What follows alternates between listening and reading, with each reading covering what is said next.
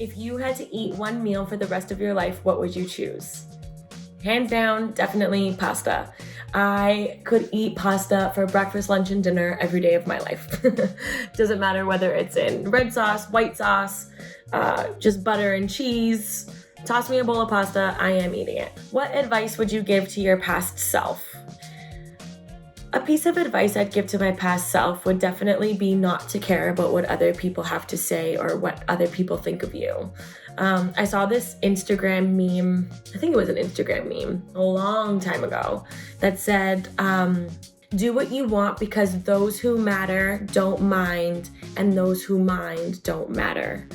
And that really stuck with me always because it's so true now being 28 years old, looking back to the person that I was in high school and like caring about what people in high school thought about me. Like, I don't even know those people. I don't even know those people anymore. And the people that did matter at that point in my life, I still know, and and they've always supported me. But the people who, didn't matter, I don't know them anymore. So definitely something that I would tell myself and would love to share with a lot of the kids of this generation is just don't let people who don't matter dictate the decisions that you're going to make with your life. At the end of the day, you only have one life and you should live it how you want. What are your favorite movies of all time? This is a good one. I like old classics, and they're not even that old. Like The Grinch, classic Christmas movie. How to Lose a Guy in 10 Days, classic Kate Hudson. 30 going on 30. 13 going on 30. Wow, I'll be okay. What else? I like Marvel movies too. My husband really got me into those. I'm a big movie person, definitely. I watch movies every Friday and Saturday night and live a very exciting life. What is something most people who follow you don't know about you? I would probably have to say that a lot of people that follow me think that I'm very much still like my character Stephanie that I played on The Next Step, and she's not exactly the nicest person. I'm not like her. I'm very chill. I'm very laid back. I'm a dance teacher now. I have a dance studio, so that's maybe something some people don't know about me. I just share my passion for dance with my students every day. I'm not really that exciting of a person. What is your biggest pet peeve? I am crazy OCD when it comes to cleaning my house. My biggest pet peeve is dishes in the sink. An unmade bed. Oh my gosh, I'll lose my mind. And I'm looking at my glass table right now, and there's a ring of where I put my cup. It's really bugging me. I'm really trying to make it through this video and not get Windex and clean the table. So yeah, my biggest pet peeve, I guess, is a mess. I don't know why. What's your goal for where you'll be in 3 years from today? That's a great question. When I was younger, I feel like I had more specific goals about where I wanted to be with my career and where I wanted to be, in my relationship. And, as I get older, I really just want to find myself being happy. In 3 years, I want to be doing something that I love to do and being happy doing it and being successful doing it. And, I don't want to say that I want to, in 3 years, my goal is to still have my dance studio, because if by next year, I find something else that's a greater passion of mine, then I want to be able to go after that passion and after that dream and not just limit myself to one specific goal. In 3 years, I will be 31. Oh my goodness. I will be 31 years old. And I just want to be happy. When was a time in your life you felt like you were at a crossroads, and how did you decide what to do? There's so many moments where I feel like I've been at a crossroads. I think all of us, time to time face crossroads in our lives. I would have to say that one of the biggest crossroads of my life, and I guess, at this point now, would be when I got written off The Next Step. So I was 20 years old. they had told me that my character was moving to LA to pursue her acting and singing and dancing career. And basically that meant that I didn't have a job anymore. And I didn't go to any post-secondary school because of, the show and dance, and I didn't really know what I wanted to do. I kind of got thrown into the industry at 17. So, I had big hopes and dreams for that industry as well, which I still do.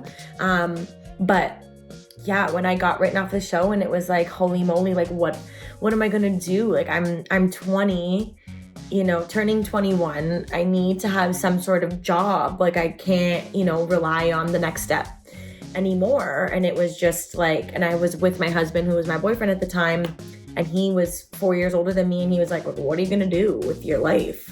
And I was like, holy moly, like I haven't had to think about that up until this point, because I just knew that every, summer or for a quarter of the year, I had a job that pretty much sustained me for the rest of the year. And I didn't know what I was going to do. So that's kind of where I had to sit down with my family. And again, my boyfriend at the time, who's now my husband, and just kind of think like, how can I still, do what I love to do, but make it something more concrete? Because again, I'm 20 years old. I want all these things for my future. I want a house. I want to get married. I want to do these things, but I don't have a steady income. I didn't have a steady job. So that's when we decided that we were gonna open up the studio, and it was a big family thing. They helped me. And I guess the biggest thing that helped me decide what it is that I was gonna do was that I wanted to do something that made me happy and something that I loved to do. And the next step actually gave me so many opportunities to work with kids. I'd never worked with kids before, and teach dance and teach classes and do meet and greets and all that stuff. So that's kind of where I realized how much I loved that aspect of dancing as well, not just actually being a performer, but teaching kids and helping them reach their, potential and their goals of potentially being, actors and singers and dancers and all that stuff. So yeah, if I could travel anywhere, where would I choose? I would definitely do Europe. I went to Italy for my best friend's wedding a few years ago, and we just did a quick 10-day, did a couple of cities in Italy, and I would love to go back and do, Spain and Greece, and just really take a solid month and just travel over there. I think it's so beautiful, and I'd love to go back. If you had to describe yourself in 4 words, what would they be? I would say I am loyal, I am hardworking, I am passionate with everything that I do, and I'm very outgoing. I'm not shy at all, to a fault actually. Sometimes I'll just go up to random people. Yeah. What is your favorite holiday? Christmas. Like, who doesn't love Christmas? Could do without the cold weather, but definitely love Christmas. Which one of your accomplishments are you proudest of? Definitely my 2 biggest career moments are the accomplishments that I am the most proud of, which would be landing my role in The Next Step when I was 16 years old, and opening up my dance studio when I was 21. And my most recent is buying a house. Definitely proud of myself for those 3 things. Which people or accounts are your favorite to follow on social media?